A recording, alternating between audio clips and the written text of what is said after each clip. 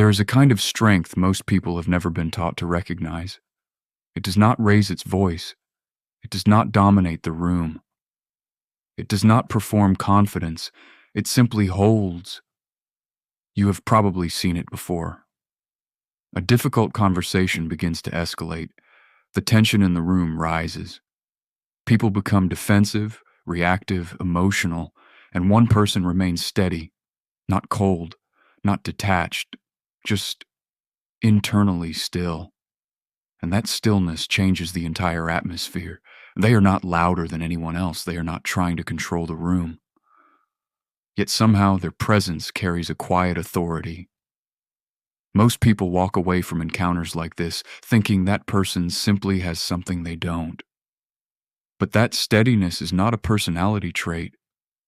It is not natural temperament. It is the result of training. The mind is not fixed. The way you respond to pressure, criticism, uncertainty, or conflict is trainable. And what you are seeing in those rare individuals is the result of small internal practices repeated over time until composure becomes natural. The first thing to understand is the difference between strength and suppression. When people decide they want to be mentally strong, they often start in the wrong place. They try to feel less. They assume that calm people simply do not experience fear, anger, doubt, or frustration. So they attempt to push those feelings away. But suppression is not strength. Suppressed emotions do not disappear. They accumulate. They go underground and eventually surface in ways that are completely disproportionate to the moment. The person who has suppressed anger for months will eventually explode over something small. Not because the moment deserves it, but because everything that was buried finally found an exit. Real strength does not eliminate emotion. It changes your relationship with it. You feel the emotion fully, but you do not allow it to dictate your behavior. The feeling is present. The response is chosen. The foundation of this ability is awareness.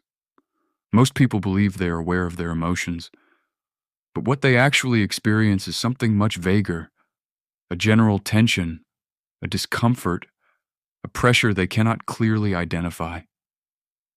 And when you cannot name what you feel, you cannot evaluate it. You simply react. Precision begins with naming. Frustration is not the same as disappointment. Fear is not the same as anger. Hurt is not the same as indifference. Each emotion carries information, and once you can name it clearly, something changes. The emotion stops controlling you and becomes something you can examine. You begin to ask questions. Where did this feeling come from? Is it really about what is happening right now? Or is it connected to something older? Because most emotional reactions are not responses to the present moment. They are echoes. A criticism today may activate an old memory of being judged. Being ignored may activate an old memory of being overlooked. The moment is new, but the place it lands is not. This is where one of the most powerful psychological skills appears: the space between stimulus and response. The gap. For most people, that gap feels invisible. Something happens. They react. It feels automatic. But there is always a small space between the trigger and the reaction. And in that space lies choice. The first stage of mental training is simply noticing the moment when emotion begins to rise. The tightening in your chest, the heat of anger, the impulse to defend yourself. When you notice that moment, the reaction stops being automatic. With practice, the gap widens. A fraction of a second becomes several seconds, enough time for the thinking mind to come online. And once that happens, you are no longer being carried by the current of your reactions. You are choosing your direction. This is what people sense when they encounter someone who seems unusually composed. That person has simply trained themselves to live inside the gap. Mental discipline is what makes that possible, but discipline is often misunderstood. It does not mean suppressing thoughts or forcing yourself into constant control. It means directing your mind instead of being directed by it. The human mind has strong evolutionary tendencies. It scans for threats. It replays past mistakes. It imagines worst-case scenarios. These tendencies once helped humans survive, but in modern life, they often create unnecessary anxiety and rumination. Mental discipline is the practice of noticing when the mind has drifted into unhelpful patterns and gently redirecting it. Not with anger, not with force, but with consistent repetition. Over time, the mind still produces noise, but you stop mistaking that noise for truth. Another important shift is understanding emotions as information rather than instructions. Most people experience emotions like commands. Fear arrives, so they retreat. Anger arrives, so they attack. Anxiety arrives, so they avoid. But emotions are signals. Fear tells you your mind has identified a potential threat. It does not tell you whether the threat is real. Anger tells you something feels unfair or violated. It does not tell you the best response. Anxiety tells you uncertainty exists. It does not tell you catastrophe is coming. The mentally strong person inserts a step between emotion and behavior. They ask, what is this emotion telling me? And what response would actually serve me best? Conflict is where this training becomes most visible. When tension rises, the body enters a stress response. Breathing becomes shallow. The heart rate increases. Thinking narrows. And people stop listening. They begin defending themselves instead of understanding the conversation. One of the simplest interventions is breathing. A slow exhale activates the parasympathetic nervous system. This reduces the stress response and keeps the thinking brain online. But equally important is separating your identity from your opinions. When people disagree with you, it does not mean they are attacking your worth. The mentally strong person can be wrong without feeling threatened. They can be challenged without becoming defensive. And when one person in a conflict remains calm, the entire dynamic changes. Escalation requires mutual participation. Calm removes the fuel. Another overlooked tool is silence. Most people are deeply uncomfortable with it. They speak quickly to fill the gap, but speaking before thinking has consequences. You commit to ideas you have not fully evaluated. You reveal uncertainty you have not yet processed. The person comfortable with silence does something different. They pause. They think. They allow the conversation to breathe. And when they speak, their words carry more weight. Silence communicates confidence without saying a single word. Internal stability also requires reducing dependence on external validation. Many people unconsciously outsource their self-worth. They feel confident when others approve. They feel uncertain when others criticize. But social feedback is unpredictable and inconsistent. If your stability depends on it, your emotional state will constantly fluctuate. Developing internal authority means evaluating your own decisions honestly. Other people's feedback can be useful, but it becomes information, not a verdict on your value.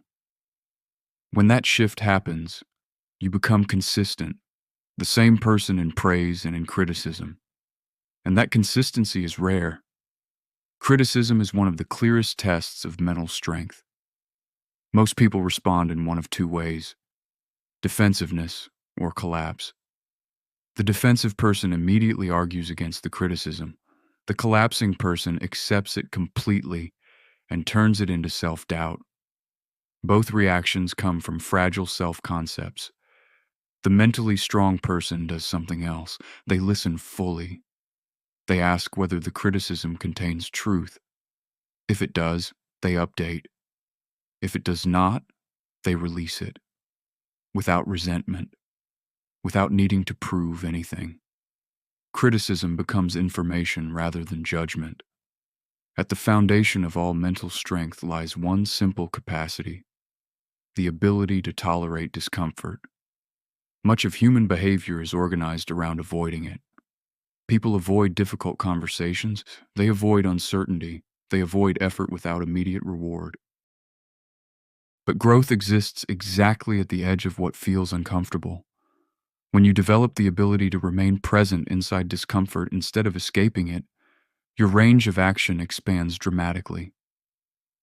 Difficult conversations become possible. Uncertain opportunities become possible. Long-term goals become possible.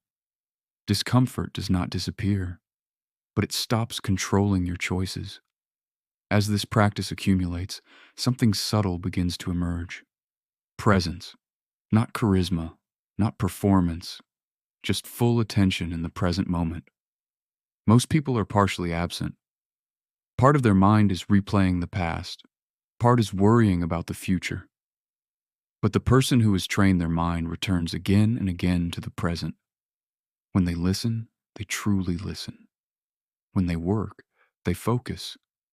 When they engage with someone, they are fully there. And this quality is immediately noticeable. Eventually, another realization appears. Most of other people's behavior has very little to do with you. Their stress, impatience, and distractions belong to their own lives. Understanding this frees enormous energy previously spent interpreting every interaction as a judgment. You stop reading your worth in other people's reactions, and that clarity allows you to engage with people more honestly, not defensively, not anxiously, just clearly. All of these skills compound. Awareness creates the gap creates better decisions build internal stability. Stability reduces defensiveness. Reduced defensiveness creates presence. Presence deepens relationships. And deeper relationships reduce the need for validation. None of this happens quickly. The transformation comes from ordinary moments. The unremarkable Tuesday when no one is watching. When you pause instead of reacting. When you stay in discomfort instead of escaping it. When you listen instead of defending. Those moments accumulate. And one day you will find yourself in a situation that once would have pulled you completely off balance. But this time, you remain steady, still thinking clearly, still choosing deliberately.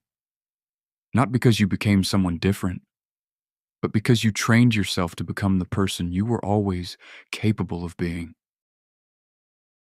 If this video made you think differently about yourself, or about someone in your life, then you're exactly the kind of person this channel was made for. We'll keep exploring the hidden psychology behind human behavior, emotional struggles, and the patterns most people never notice. Subscribe if you want to keep exploring with us.